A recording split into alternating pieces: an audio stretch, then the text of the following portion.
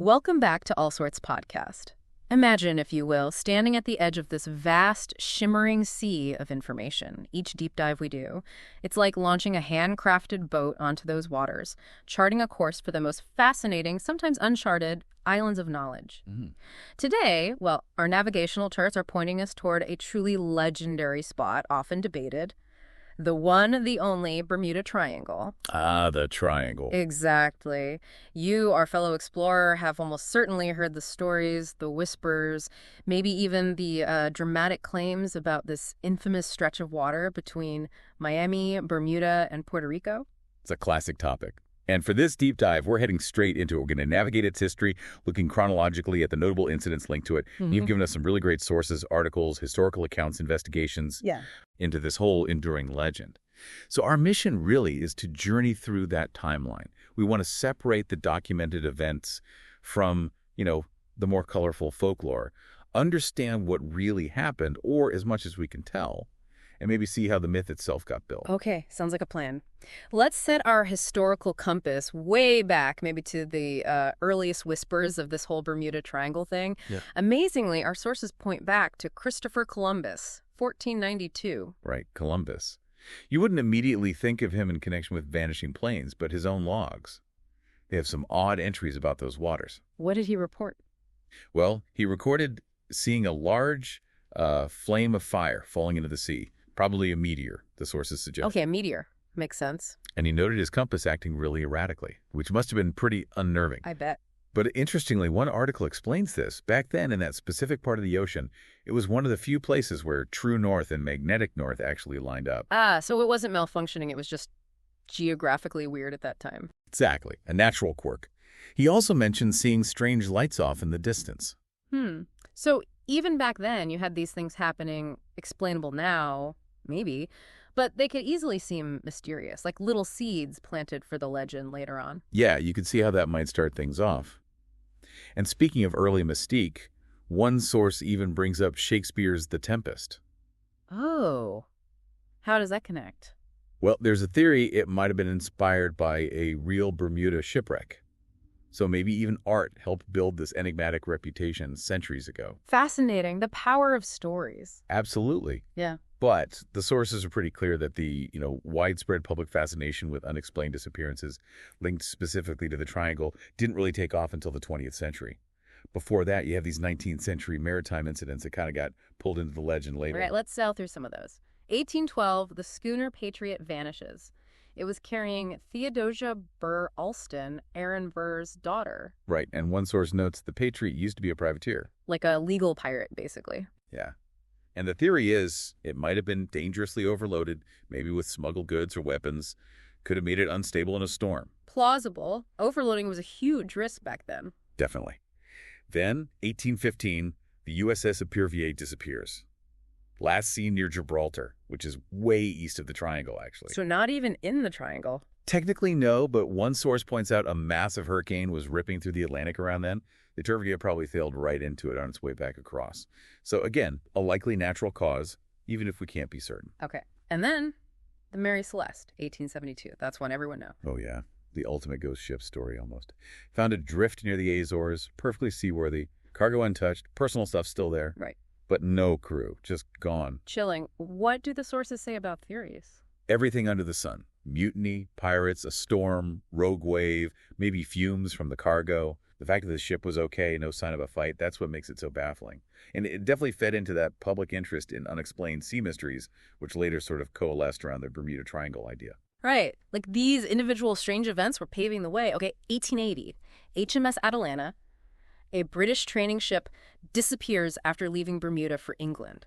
Lots of trainees on board. Yeah, nearly 300 people lost. The assumption was it sank in a bad storm, maybe made worse because the crew was inexperienced. But interestingly, one source we looked at explicitly says linking it to the Bermuda Triangle came later. It wasn't considered part of some triangle mystery at the time. That's key, isn't it? How things get retroactively fitted into the narrative. Absolutely. It shows how the legend grew by sort of absorbing other maritime tragedies. There's also the story of the Ellen Austin in 1881. What's that one? The legend goes it found another ship, a derelict, totally empty. put a prize crew on it to sail alongside. They got separated in a squall, and then both ships supposedly vanished. Wow, double disappearance. Sounds dramatic, right? But one source really throws cold water on it, saying there's basically no solid evidence for this in actual shipping records from the time. Might be more sea shanty than fact. Okay, so separating fact from folklore is crucial even back then. Now, moving into the early 20th century, 1909, Joshua Slocum disappears. Yeah, the first guy to sail solo around the world. A true legend of the sea. Where was he headed? From Martha's Vineyard down towards Venezuela. His route would have taken him through the edges of what we now call the Triangle. And he just vanished, given his skill. It's definitely notable. Sources suggest maybe a sudden storm got him, or maybe a collision with a steamer that didn't even notice. Or sadly, he was in his 70s. Maybe just age or illness took its toll out there alone. Even the best sailors face risks. True. Okay, then 1918. This one's huge in the lore. The USS Cyclops. Oh, yes, the Cyclops. Massive Navy cargo ship, a collier carrying manganese ore, over 300 men on board. Vanished somewhere between Barbados and the Chesapeake Bay. And the key things, no distress call, right? And no wreckage ever found. None. Ever. It led President Wilson to say, only God and the sea know what happened to the great ship. Really captures the mystery. Absolutely. But is there more to the story now? Well, yeah. Our sources point out that two of its sister ships, the Proteus and Nereus, were also lost later, during World War II, on similar routes, carrying similar heavy cargo. Huh. Same type of ship, same fate. Suggests a pattern. And the thinking now is that these ships had inherent structural weaknesses. They just weren't really designed well for carrying such dense cargo like manganese ore. They might have literally just broken apart under stress, especially in heavy seas. So maybe a design flaw, not a mysterious force? It's considered a very likely explanation for all three ships. Less sensational, maybe, but grounded in engineering reality. Right. Important context. Then, 1921, the Carroll A. Deering, found run aground off North Carolina, so just outside the main triangle area. But the crew? Gone. Completely vanished. The ship itself is largely intact. Sails were even set. Food was apparently in the galley. Eerily empty. Another ghost ship situation. Theories. Loads. Mutiny is a big one. Piracy was still a thing. Or maybe they abandoned ship after grounding and got lost in the lifeboats. It's still debated today, which is why it often gets pulled into the triangle discussions. Okay, so now we're hitting the mid-20th century. This is when the legend really ignites, you said. Yeah, definitely. Sources mention articles popping up in the 1950s, starting to connect dots, highlighting disappearances in this specific area. Then Vincent Gaddis coins the actual phrase Bermuda Triangle in '64, and the big one, Charles Berlitz's book in 1974. Right, the bestseller that everyone seemed to read. That book really cemented the myth in the popular imagination. Highly sensationalized, but hugely influential. And this period includes probably the most famous incident of all, Flight 19. Ah, yes, 1945. 5 Navy Avenger bombers on a training flight out of Florida. Just a routine exercise, right? Clear day, experienced pilot. That's the narrative. 5 planes, 14 airmen. They took off, flew their planned route, but then the flight leader started reporting. His compasses were acting up, he was lost, disoriented. Radio communications got increasingly confused. And then just silence. Gone, all 5. And the official Navy report even said it was as if they had flown to Mars. That quote alone fueled so much speculation. It's a powerful quote. Absolutely conveys the utter confusion at the time. But it's important to look at the final Navy conclusion. Which was? They ultimately blamed navigational error by the flight leader. Yeah. He apparently mistook his location after the compass issues started, and then crucially, the weather got significantly worse later in the day. They likely just ran out of fuel, ditched in the rough seas. So disorientation plus bad weather plus fuel exhaustion. That became the official explanation. Still a tragedy, of course. And then there's the search plane. Right. A PBM Martin Mariner sent out to look for Flight 19 also disappeared, with 13 crew. That just seemed to double down on the mystery. It did initially. But again, context is key. One source highlights that the PBM Mariner had a known tendency, a flaw. Fuel vapors could build up in certain compartments. Oh, leading to? Explosions, especially when heavily fueled, like for a long search mission. And there was actually an eyewitness report from a tanker nearby. They saw a big explosion in the sky right around where the Mariner would have been and found an oil slick later. So a catastrophic mechanical failure, possibly unrelated to whatever happened to Flight 19 itself. It's considered a very strong possibility for the Mariner's loss. So you have 2 separate tragedies, potentially with different explainable causes, happening on the same day in the same area. Easy to see how they got linked into one big mystery. Yeah, you really can. What else happened around that time? The 40s seem busy. They were. 1947, a C-54 crashed off Florida with violent turbulence mentioned. Then 2 British South American Airways planes vanished.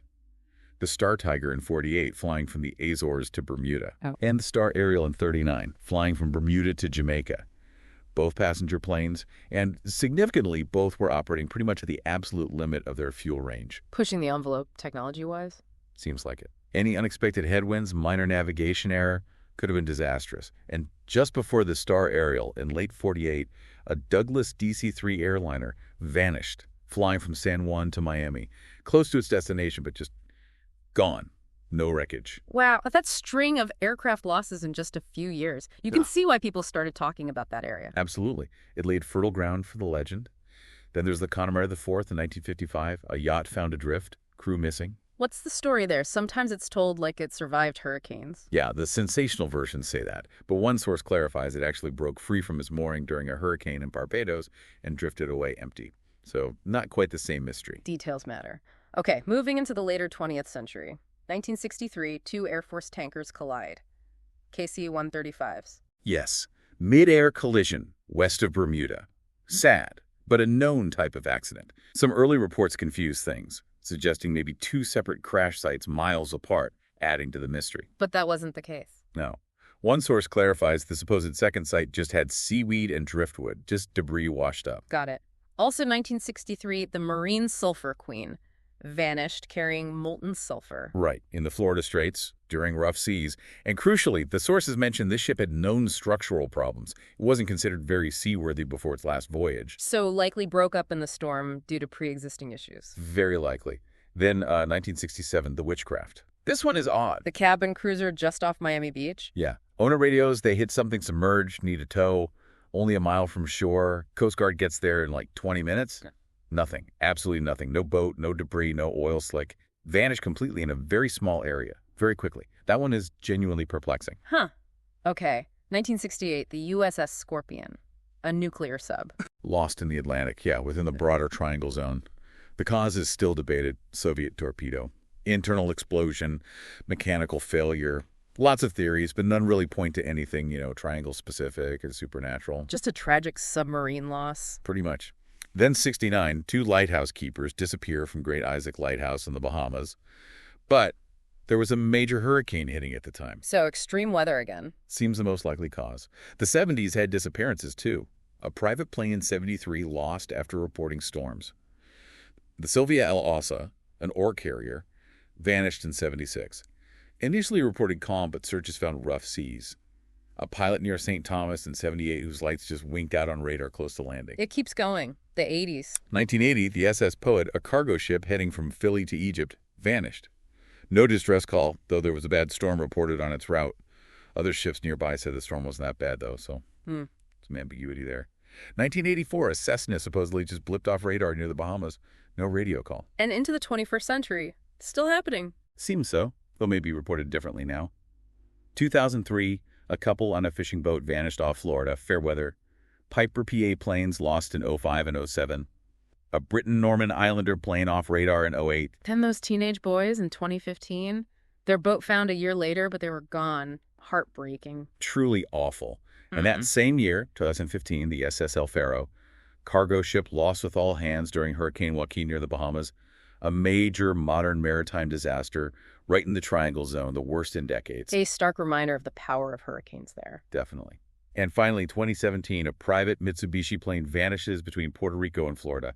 Some debris found believed to be from it. So yes, it's a long, often tragic list. It really is. And you can absolutely see, listing them like that, how the idea of a uniquely dangerous area took hold. But now we need to look at the other side, the skepticism, the explanations. Exactly, because there's a lot of skepticism. Our sources really dig into this. Larry Kush's book, The Bermuda Triangle Mystery Solved, is kind of the cornerstone of the debunking efforts. Right, 1975. What did Kusha find when he actually investigated these famous cases? He did meticulous research, went back to original reports, logs, newspaper archives, and he found tons of issues, exaggerations, flat-out inaccuracies, crucial details left out of the popular stories. Like what kinds of details? Like ships reported vanished that actually just arrived late, Or planes lost in horrific storms that were described as disappearing on calm days in the legend. He found many incidents happened way outside the supposed triangle boundaries. So sloppy research and sensationalism basically built the myth. That was Cush's core argument. He also crunched the numbers and argued that for such a busy area of ocean, the number of disappearances wasn't actually statistically unusual compared to other heavily traveled sea lanes, and whether bad weather was often ignored or downplayed in the mystery-mongering versions. Right. And what about the big authorities like Lloyd's of London or the Coast Guard? What do they say? They're firmly in the skeptical camp. Lloyd's, the insurance market, has never charged higher rates for ships going through the triangle. They don't see it as unusually risky. That's telling. If it cost more to insure, you'd know something was up. Exactly. And the U.S. Coast Guard has said repeatedly after reviewing accidents that they find the causes are consistent with accidents anywhere else, whether human error, mechanical failure, no evidence of anything extraordinary. Okay, so putting aside the debunked stories, what are the real natural explanations for the genuine losses that did happen there? Several key factors. Compass variations, we mentioned Columbus, but magnetic declination is real and changes. The Gulf Stream is a powerful current, very swift. It can carry debris far away fast, making searches hard, and push ships off course. Okay. Human error, still a huge factor in accidents everywhere, sea and air. And the weather there can be incredibly violent and unpredictable. Hurricanes, obviously, that also sudden vicious thunderstorms, waterspouts, even rogue waves are possible. What about that methane hydrate theory? Gas bubbles sinking ships. It gets mentioned a lot in popular accounts. The idea is hydrates on the seabed could release huge bubbles of methane, drastically reducing the water density so ships sink, or messing with aircraft engines. But the U.S. Geological Survey is pretty doubtful. They think there haven't been any major releases like that in the Triangle area for maybe 15,000 years, so probably not a factor in recent disappearances. Okay, so mostly known, if dangerous, natural phenomena and human factors. That's what the bulk of the evidence and research points to. Things like Atlantis, aliens, time warps. They make for great stories, but there's just no credible evidence presented in our serious sources. Right. So the conclusion seems to be the Bermuda Triangle as a unique paranormal hotspot is largely a myth, built on some real tragedies mixed with exaggeration and poor reporting. That sums up the skeptical view presented in the sources pretty well. Most incidents likely have mundane, if tragic, explanations. You know, even hearing all the logical explanations, there's still something compelling about those stories, isn't there? That little bit of the unknown. There absolutely is. Humans are drawn to mystery, I think. We want explanations, and when they aren't immediately obvious, our imaginations can run wild. It's why these legends persist. Yeah. So as you, our listener, reflect on this journey through the Triangle's timeline, the incidents, the debunking what sticks with you, which story lingers, and why do you think these tales hold such power over us? It's something interesting to ponder. It really is. That pull towards the unexplained, even when logic offers an answer, is fascinating in itself. Absolutely. And hey, if you enjoyed navigating these mysterious waters with us, remember this deep dive is just one voyage on the All Sorts podcast here on YouTube. There's a whole ocean of other topics we've explored and many more planned. So please do hit that like button, share this with anyone else fascinated by mysteries, and definitely subscribe to the All Sorts podcast on YouTube. Your support truly is the wind in our sails. It keeps these explorations going. Check out our back catalog too. Loads of deep dives await. And join the conversation on X, Instagram, and Threads. Let's keep exploring together. Until next time, keep questioning. This has been The Deep Dive.